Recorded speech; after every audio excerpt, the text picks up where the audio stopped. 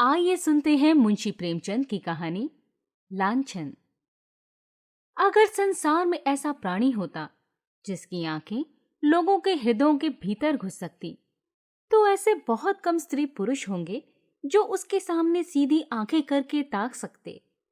महिला आश्रम की जुगनूबाई के विषय में लोगों की धारणा कुछ ऐसी ही हो गई थी। वो बेपढ़ी लिखी गरीब बूढ़ी औरत थी, देखने में बड़ी सरल, बड़ी हंसमुख, लेकिन जैसे किसी चतुर प्रूफ रीडर की निगाह गलतियों ही पर जा पड़ती हैं, उसी तरह उसकी आंखें भी बुराइयों ही पर पहुंच जाती थी। शहर में ऐसी कोई महिला न थी जिसके विषय में दो चार लुकी छिपी बातें उसे मालूम ना हो। उसका ठिगना स्थूल शरीर, सिर के खिचड़ी बाल, गोल मुंह, फूले फूले गाल, छोटी छोटी आंखें उसके स्वभाव की प्रखरता और तेजी पर पर्दा सा डाले रहती थी। लेकिन जब वो किसी की कुत्सा करने लगती तो उसकी आकृति कठोर हो जाती, आंखें फैल जाती और कंठ स्वर कर्कश हो जाता। उसकी चाल में बिल्लियों का सा संयम था। दबे पांव धीरे धीरे चलती, पर शिकार की आहट पाते ही जस्ट मारने को तैयार हो जाती थी। उसका काम था महिला आश्रम में महिलाओं की सेवा टहल करना, पर महिलाएं उसकी सूरत से कांपती थीं। उसका आतंक था कि ज्यों ही वो कमरे में कदम रखती, ओठों पर खेलती हुई हंसी जैसे रो पड़ती थी। चहकने वाली आवाजें जैसे बुझ जाती थी, मानो उनके मुख पर लोगों को अपने पिछले रहस्य अंकित नजर आते हों। पिछले रहस्य कौन है जो अपने अतीत को किसी भयंकर जंतु के समान कटघरों में बंद करके न रखना चाहता हो। धनियों को चोरों के भय से निद्रा नहीं आती, मानियों को उसी भांति मान की रक्षा करनी पड़ती है। वो जंतु जो पहले कीट के समान अल्पाकार रहा होगा, दिनों के साथ दीर्घ और सबल होता जाता है, यहाँ तक हम उसकी याद ही से कांप उठते हैं। और अपने ही कारनामों की बात होती तो अधिकांश देवियां जुगनू को दुत्कारती, पर यहाँ तो मैके और ससुराल, ननियाल, ददियाल, फुफियाल और मौसियाल चारों ओर की रक्षा करनी थी। और जिस किले में इतने द्वार हों, उसकी रक्षा कौन कर सकता है? वहां तो हमला करने वाले के सामने मस्तक झुकाने में ही कुशल है। जुगनू के दिल में हजारों मुर्दे गड़े पड़े थे और वो जरूरत पड़ने पर उन्हें उखाड़ दिया करती थी। जहाँ किसी महिला ने दून की ली या शान दिखाई, वहीं जुगनू की त्योरियां बदली। उसकी एक कड़ी निगाह अच्छे अच्छे को दहला देती थी, मगर ये बात न थी कि स्त्रियां उससे घृणा करती हूँ। नहीं, सभी बड़े चाव से उससे मिलती और उसका आदर सत्कार करती। अपने पड़ोसियों की निंदा सनातन से मनुष्य के लिए मनोरंजन का विषय रहा है और जुगनू के पास इसका काफी सामान था। नगर में इंदुमती महिला पाठशाला नाम का एक लड़कियों का हाई स्कूल था। हाल में मिस खुर्शीद उसकी हेड मिस्ट्रेस होकर आई थी। शहर में महिलाओं का दूसरा क्लब न था। मिस खुर्शीद एक दिन आश्रम में आई। ऐसी ऊंचे दर्जे की शिक्षा पाई हुई आश्रम में कोई देवी न थी। उनकी बड़ी आव भगत हुई। पहले ही दिन मालूम हो गया मिस खुर्शीद के आने से आश्रम में एक नए जीवन का संचार होगा। कुछ इस तरह दिल खोलकर हर एक से मिली, कुछ ऐसी दिलचस्प बातें की कि सभी देवियां मुग्ध हो गईं। गाने में चतुर थीं, व्याख्यान भी खूब देती थी और अभिनय कला में तो उन्होंने लंदन में नाम कमा लिया था। ऐसी सर्वगुण संपन्न देवी का आना आश्रम का सौभाग्य था। गुलाबी गोरा रंग, कोमल गाल, मद भरी आँखें, नए फैशन के कटे हुए केश, एक एक अंग सांचे में ढला हुआ। माँ दख्ता की इससे अच्छी प्रतिमा न बन सकती थी। चलते समय मिस खुर्शीद ने मिसेस टंडन को, जो आश्रम की प्रधान थीं, एकांत में बुलाकर पूछा, वो बुढ़िया कौन है? जुगनू कई बार कमरे में आकर मिस खुर्शीद को अन्वेक्षण की आंखों से देख चुकी थी, मानो कोई सहसवार किसी नई घोड़ी को देख रहा हो। मिसेस टंडन ने मुस्कुराकर कहा, यहाँ ऊपर का काम करने के लिए नौकर है, कोई काम हो तो बुलाऊं? मिस खुर्शीद ने धन्यवाद देकर कहा, जी नहीं, कोई विशेष काम नहीं है। मुझे चालबाज मालूम होती है। ये भी देख रही हूँ कि वो सेविका नहीं स्वामिनी है। मिसेस टंडन तो जुगनू से जली बैठी ही थी। इनके वैधव्य को लांछित करने के लिए वो उन्हें सदा सुहागिन कहा करती थी। मिस खुर्शीद से उसकी जितनी बुराई हो सकी वो की और उससे सचेत रहने का आदेश दिया। मिस खुर्शीद ने गंभीर होकर कहा, तब तो भयंकर स्त्री है, तभी सब देवियां इससे कांपती हैं। आप इसे निकाल क्यों नहीं देती? ऐसी चुड़ैल को एक दिन न रखना चाहिए। मिसेस टंडन ने अपनी मजबूरी बताई। निकाल कैसे दूं?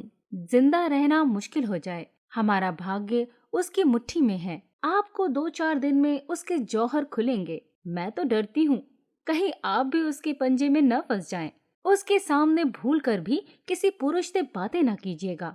इसके गोएंदे न जाने कहाँ कहाँ लगे हुए हैं। नौकर से मिलकर भेद ये ले, डाकिया से मिलकर चिट्ठियां ये देखे, लड़कों को फुसलाकर घर का हाल ये पूछे। इसको तो खुफिया पुलिस में जाना चाहिए था, यहाँ न जाने क्यों आ मरी। मिस खुर्शीद चिंतित हो गईं, मानो इस समस्या को हल करने की फिक्र में हो। एक क्षण बाद बोली, अच्छा मैं इसे ठीक करूंगी। अगर न निकाल दूं तो कहना। निकाल देने से ही क्या होगा? उसकी जुबान तो न बंद होगी, तब तो वो और भी निडर होकर कीचड़ फेंकेगी। मिस खुर्शीद ने निश्चिंत स्वर में कहा, मैं उसकी जुबान भी बंद कर दूंगी बहन, आप देख लीजिएगा। टके की औरत यहाँ बात चाहत कर रही है, मैं ये बर्दाश्त नहीं कर सकती। वो चली गई तो मिसेस टंडन ने जुगनू को बुलाकर कहा, इस नई मिस साहब को देख, यहाँ प्रिंसिपल हैं। जुगनू ने द्वेष भरे हुए स्वर में कहा, आप देखें, मैं ऐसी सैकड़ों छोकरियां देख चुकी हूँ, आंखों का पानी जैसे मर गया हो। मिसेस टंडन धीरे से बोली, तुम्हें कच्चा ही खा जाएंगी, उनसे डरती रहना। कह गई हैं मैं इसे ठीक करके छोड़ूंगी। मैंने सोचा तुम्हें चिता दूं, ऐसा ना हो उसके सामने कुछ ऐसी वैसी बातें कह बैठो। जुगनू ने मानो तलवार खींच कर कहा, मुझे चेताने का काम नहीं, उन्हें चेता दीजिएगा। यहाँ का आना न बंद कर दूं तो अपने बाप की नहीं, वो घूम कर दुनिया देख आई हैं, तो यहाँ घर बैठे दुनिया देख चुकी हूँ। मिसेस टंडन ने पीठ ठोकी, मैंने समझा दिया भाई, आगे तुम जानो, तुम्हारा काम जाने। आप चुपचाप देखती जाइए, कैसा तिगनी का नाच नचाती हूँ। इसने अब तक ब्याह क्यों नहीं किया? उम्र तो 30 की लगभग होगी। मिसेस टंडन ने रद्दा जमाया, कहती है मैं शादी करना ही नहीं चाहती, किसी पुरुष के हाथ क्यों अपनी आजादी बेचूं? जुगनू ने आंखें नचाकर कहा, कोई पूछता ही ना होगा, ऐसी बहुत सी कुंवारियां देख चुकी हूँ। 70 चूहे खाकर बिल्ली चली हज को। और कई लड़कियां आ गईं और बात का सिलसिला बंद हो गया। दूसरे दिन सवेरे जुगनू मिस खुर्शीद के बंगले पर पहुंची। मिस खुर्शीद हवा खाने गई हुई थी। खान सामा ने पूछा, कहाँ से आती हो? जुगनू, यही रहती हूँ बेटा। मेम साहब कहाँ से आई हैं? तुम तो इनके पुराने नौकर होगे। खान सामा, नागपुर से आई हैं। मेरा घर भी वही है, 10 साल से इनके साथ हूँ। जुगनू, किसी ऊंचे खानदान की होंगी, वो तो रंग ढंग से ही मालूम होता है। खान सामा, खानदान तो कुछ ऐसा ऊंचा नहीं, हाँ तकदीर की अच्छी है। इनकी माँ अभी तक मिशन में 30 रुपए पाती हैं। ये पढ़ने में तेज थी, वजीफा मिल गया, विलायत चली गईं। बस तकदीर खुल गई। अब तो अपनी माँ को बुलाने वाली हैं, लेकिन वो बुढ़िया शायद ही आए। ये गिरजे विरजे नहीं जाती, इससे दोनों में पटती नहीं। जुगनू, मिजाज की तेज मालूम होती है। खान सामा, नहीं, यूं तो बहुत नेक है, गिरजे नहीं जाती। तुम क्या नौकरी की तलाश में हो? करना चाहो तो कर लो, एक आया रखना चाहती हैं। जुगनू, नहीं बेटा, मैं अब क्या नौकरी करूंगी। इस बंगले में पहले जो मेम साहब रहती थी, वो मुझ पर बड़ी निगाह रखती थी। मैंने समझा चलूं, नई मेम साहब को आशीर्वाद दे आऊं। खान सामा, ये आशीर्वाद लेने वाली मेम साहब नहीं है, ऐसों से बहुत चिढ़ती हैं। कोई मंगता आया और उसे डांट बताई, कहती हैं बिना काम किए किसी को जिंदा रहने का हक नहीं है, भला चाहती हो तो चुपके से राह लो। जुगनू, तो ये कहो इनका कोई धर्म कर्म नहीं, फिर भला गरीबों पर क्यों दया करने लगी? जुगनू को अपनी दीवार खड़ी करने के लिए काफी सामान मिल गया। नीच खानदान की है, माँ से नहीं पटती, धर्म से विमुख है। पहले धावे में इतनी सफलता कुछ कम न थी। चलते चलते खान सामा से इतना और पूछा, इनके साहब क्या करते हैं? खान सामा ने मुस्कुरा कर कहा, इनकी तो अभी शादी ही नहीं हुई, साहब कहाँ से होंगे? जुगनू ने बनावटी आश्चर्य से कहा, अरे अब तक ब्याह ही नहीं हुआ? हमारे यहाँ तो दुनिया हंसने लगे। खान सामा, अपना अपना रिवाज है, इनके यहाँ तो कितनी ही औरतें उम्र भर ब्याह नहीं करती। जुगनू ने मार्मिक भाव से कहा, ऐसी कुंवारियों को मैं बहुत देख चुकी। हमारी बिरादरी में कोई इस तनो रहे तो थोड़ी थोड़ी हो जाए, मुदा इनके यहाँ जो जी में आवे करो, कोई नहीं पूछता। इतने में मिस खुर्शीद आ पहुंची। गुलाबी जाड़ा पड़ने लगा था। मिस साहब साड़ी के ऊपर ओवरकोट पहने हुई थी। एक हाथ में छतरी थी, दूसरे में छोटे कुत्ते की जंजीर। प्रभात की शीतल वायु में व्यायाम ने कपोलों को ताजा और सुर्ख कर दिया था। जुगनू ने झुककर सलाम किया, पर उन्होंने उसे देखकर भी न देखा। अंदर जाते ही खानसामा को बुलाकर पूछा, ये औरत क्या करने आई है? खानसामा ने जूते का फीता खोलते हुए कहा, भिखारिन है हुजूर, पर औरत समझदार है। मैंने कहा यहाँ नौकरी करेगी तो राजी नहीं हुई। पूछने लगी, इनके साहब क्या करते हैं? जब मैंने बता दिया तो इसे बड़ा ताज्जुब हुआ, और होना ही चाहे। हिंदुओं में तो दूध मुहे बालकों तक का विवाह हो जाता है। खुर्शीद ने जांच की। और क्या कहती थी? और तो कोई बात नहीं हुजूर। अच्छा, उसे मेरे पास भेज दो। जुगनू ने ज्यों ही कमरे में कदम रखा, मिस खुर्शीद ने कुर्सी से उठकर स्वागत किया। आइए माँ जी, मैं जरा सैर करने चली गई थी। आपके आश्रम में तो सब कुशल है? जुगनू एक कुर्सी का तकिया पकड़कर खड़ी खड़ी बोली, कुशल है मिस साहब। मैंने कहा आपको आशीर्वाद दे आऊं। मैं आपकी चेरी हूँ। जब कोई काम पड़े मुझे याद कीजिएगा। यहाँ अकेले तो हुजूर को अच्छा न लगता होगा। मिस खुर्शीद, मुझे अपने स्कूल की लड़कियों के साथ बड़ा आनंद मिलता है। वो सब मेरी ही लड़कियाँ हैं। जुगनू ने मातृभाव से सिर हिलाकर कहा, ये ठीक है मिस साहब, पर अपना अपना ही है। दूसरा अपना हो जाए तो अपनों के लिए कोई क्यों रोए?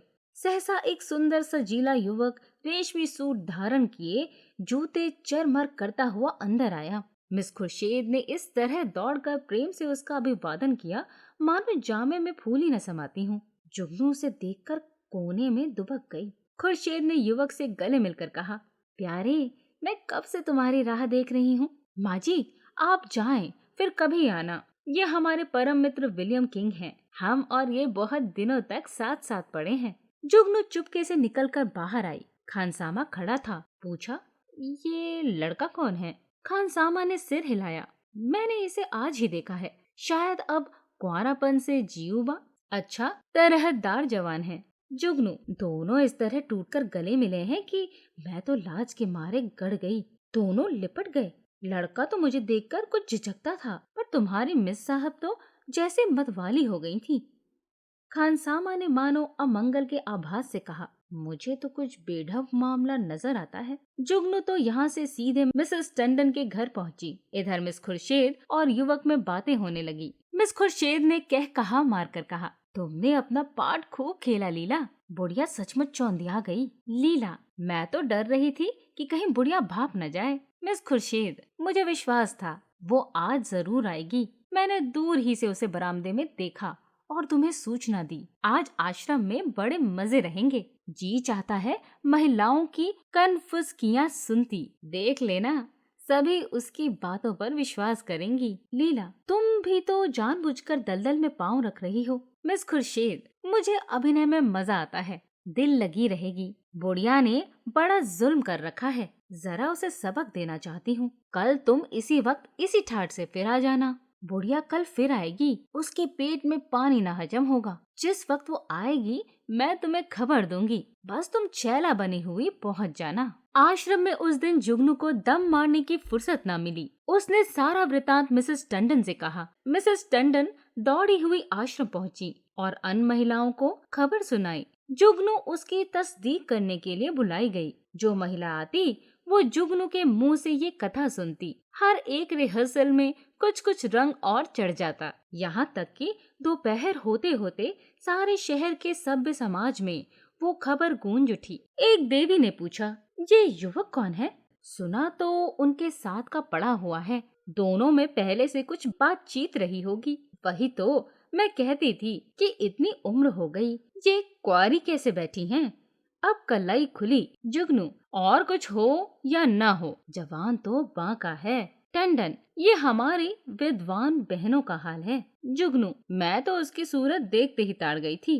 धूप में बाल नहीं सफेद किए हैं। टंडन, कल फिर जाना। कल नहीं, मैं आज रात ठीक हो जाऊंगी। लेकिन रात को जाने के लिए कोई बहाना जरूरी था। मिसेस टंडन ने आश्रम के लिए एक किताब मंगवा भेजी। रात को 9 बजे जुगनू मिस खुर्शीद के बंगले पर जा पहुंची। संयोग से लीलावती उस वक्त मौजूद थी। बोली, बुढ़िया तो बेतरह पीछे पड़ गई। मिस खुर्शीद, मैंने तुमसे कहा था उसके पेट में पानी न पचेगा, तुम जाकर रूप भर आओ, तब तक मैं बातों में लगाती हूँ। शराबियों की तरह अंट संट बकना शुरू करना, मुझे भगा ले जाने का प्रस्ताव भी करना, बस यूं बन जाना जैसे अपने होश में नहीं हो। लीला मिशन में डॉक्टर थी, उसका बंगला भी पास ही था। वो चली गई तो मिस खुर्शीद ने जुगनू को बुलाया। जुगनू ने एक पुर्जा उसको देकर कहा, मिसेस टंडन ने ये किताब मांगी है, मुझे आने में देर हो गई। मैं इस वक्त आपको कष्ट न देती, पर सवेरे ही वो मुझसे मांगेंगी। हजारों रुपए महीने की आमदनी है मिस साहब, मगर एक एक कौड़ी दांत से पकड़ती हैं।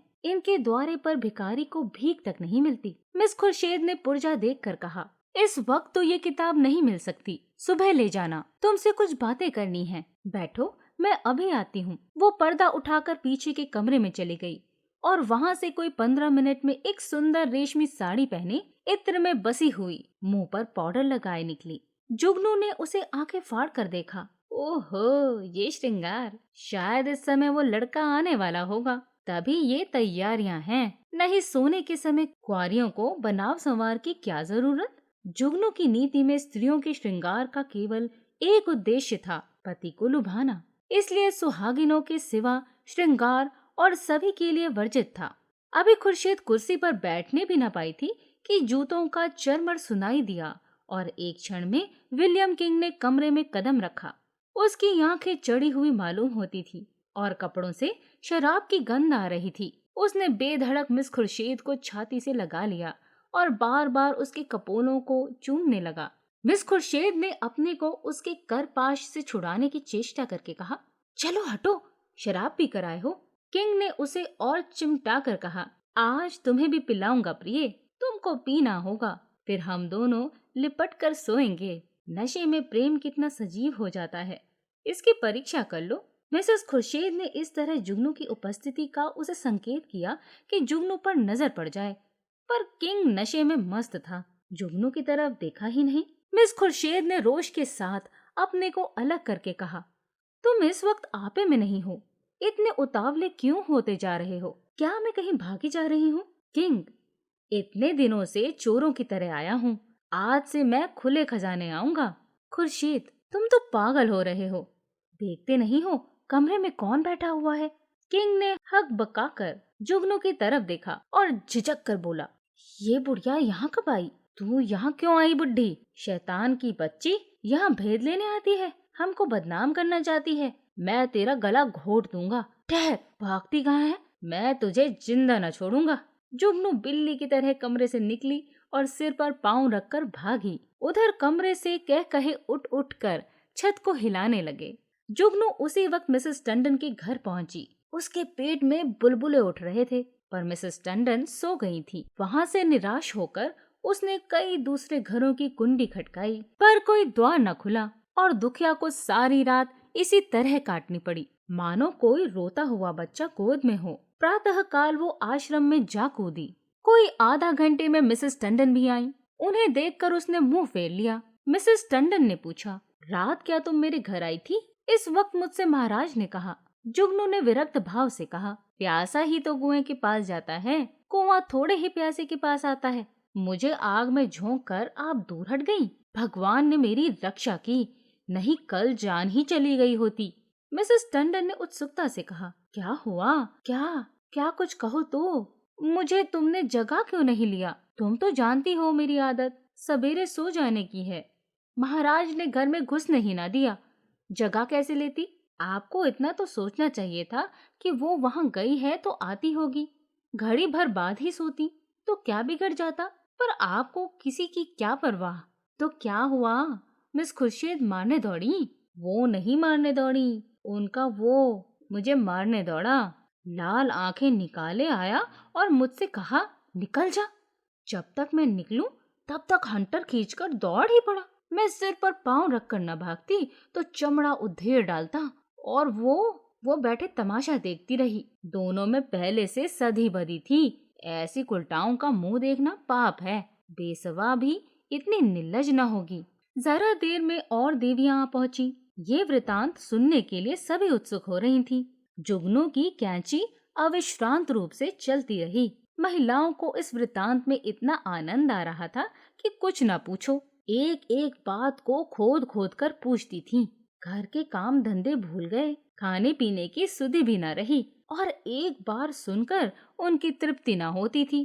बार बार वही कथा नए आनंद से सुनती थी। मिसेस टंडन ने अंत में कहा, हमें आश्रम में ऐसी महिलाओं को लाना अनुचित है। आप लोग इस प्रश्न पर विचार करें। मिसेस पांड्या ने समर्थन किया। हम आश्रम को आदर्श से गिराना नहीं चाहते। मैं तो कहती हूँ ऐसी औरत किसी संस्था की प्रिंसिपल बनने की योग्य नहीं। मिसेस बांगड़ा ने फरमाया, जुगनू बाई ने ठीक कहा था। ऐसी औरत का मुंह देखना भी पाप है। उससे साफ कह देना चाहिए, आप यहाँ तशरीफ न लावें।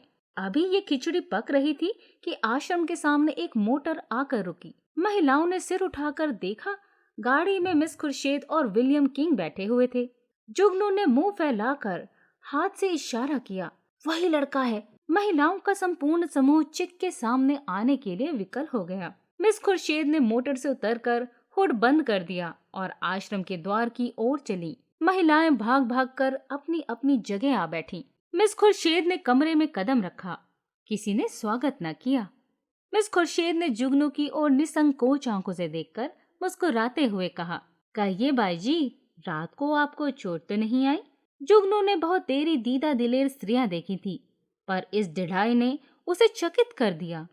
चोर हाथ में चोरी का माल लिए साह को ललकार रहा था। जुगनू ने ऐंठ कर कहा, जी ना भरा हो तो अब पिटवा दो, सामने ही तो है। खुर्शीद, वो इस वक्त तुमसे अपना अपराध क्षमा कराने आया है। रात वो नशे में थे। जुगनू ने मिसेस टंडन की ओर देखकर कहा, और आप भी तो कुछ कम नशे में नहीं थी। खुर्शीद ने व्यंग समझकर कहा, मैंने आज तक कभी नहीं पी, मुझ पर झूठा इल्जाम मत लगाओ। जुगनू ने लाठी मारी। शराब से भी बड़े नशे की चीज है, वो उसी का नशा होगा। उन महाशय को पर्दे में क्यों ढक दिया? देवियां भी तो उनकी सूरत देखती। मिस खुर्शीद ने शरारत की, सूरत तो उनकी 1,00,000-2,00,000 में एक है। मिसेस टंडन ने आशंकित होकर कहा, नहीं, उन्हें यहाँ लाने की जरूरत नहीं। आश्रम को हम बदनाम नहीं करना चाहते। मिस खुर्शीद ने आग्रह किया, मामले को साफ करने के लिए उनका आप लोगों के सामने आना जरूरी है। एक तरफा फैसला आप क्यों करती हैं? मिसेस टंडन ने टालने के लिए कहा, यहाँ कोई मुकदमा थोड़े ही पेश है। मिस खुर्शीद ने कहा, वाह, मेरी इज्जत में बट्टा लगा जा रहा है और आप कहती हैं कोई मुकदमा नहीं है। मिस्टर किंग आएंगे और आपको उनका बयान सुनना होगा। मिसेस टंडन को छोड़कर और सभी महिलाएं किंग को देखने के लिए उत्सुक थीं। किसी ने विरोध न किया। खुर्शीद ने द्वार पर आकर ऊंची आवाज से कहा, तुम जरा यहाँ चले आओ। हुड खुला और मिस लीलावती रेशमी साड़ी पहने मुस्कुराती हुई निकल आई। आश्रम में सन्नाटा छा गया। देवियां विस्मित आंखों से लीलावती को देखने लगीं। जुगनू ने आंखें चमका कर कहा, उन्हें कहाँ छिपा दिया आपने? खुर्शीद, छू मंतर से उड़ गए, जाकर गाड़ी देख लो। जुगनू लपक कर गाड़ी के पास गई और खूब देखभाल कर मुंह लटकाए हुए लौटी। मिस खुर्शीद ने पूछा, क्या हुआ, मिला कोई? जुगनू, मैं ये तिरिया चरित्र क्या जानूं? लीलावती को गौर से देखकर, और मर्दों को साड़ी पहनाकर आंखों में धूल झोंक रही हो, यही तो है वो रात वाले साहब। खुर्शीद, खूब पहचानती हो। जुगनू, हाँ हाँ, क्या अंधी हूँ? मिसेस टंडन, क्या पागलों सी बातें करती हो जुगनू, ये तो डॉक्टर लीलावती हैं। जुगनू उंगली चमकाकर, चलिए चलिए, लीलावती हैं। साड़ी पहनकर औरत बनते लाज भी नहीं आती। तुम रात को इनके घर नहीं थे? लीलावती ने विनोद भाव से कहा, मैं कब इनकार कर रही हूँ? इस वक्त लीलावती हूँ, रात को विलियम किंग बन जाती हूँ। इसमें बात ही क्या है? देवियों को अब यथार्थ की लालिमा दिखाई दी। चारों तरफ कह कहे पड़ने लगे। कोई तालियां बजाती थी, कोई लीलावती की गर्दन से लिपट जाती थी, कोई मिस खुर्शीद की पीठ पर थपकियां देती थी। कई मिनट तक हू हक मचता रहा। जुगनू का मुंह उस लालिमा में बिल्कुल जरा सा निकल आया। जुबान बंद हो गई। ऐसा चरका उसने कभी न खाया। इतनी जलील कभी न हुई थी। मिसेस मेहरा ने डांट बताई। अब बोलो दाई, लगी मुंह में कालिक की नहीं? मिसेस बांगड़ा इसी तरह सबको बदनाम करती हैं। लीलावती, आप लोग भी तो जो ये कहती हैं उस पर विश्वास कर लेती हैं। इस हर बोंग में जुगनू को किसी ने जाते ना देखा। अपने सिर पर ये तूफान उठते देखकर उसे चुपके से सरक जाने में ही अपनी कुशल मालूम हुई। पीछे के द्वार से निकली और गलियों गलियों भागी। मिस खुर्शीद ने कहा, जरा उससे पूछो मेरे पीछे क्यों पड़ गई थी। मिसेस टंडन ने पुकारा, पर जुगनू कहाँ? तलाश होने लगी। जुगनू गायब। उस दिन से शहर में फिर किसी ने जुगनू की सूरत नहीं देखी। आश्रम के इतिहास में ये मामला आज भी उल्लेख और मनोरंजन का विषय बना हुआ है।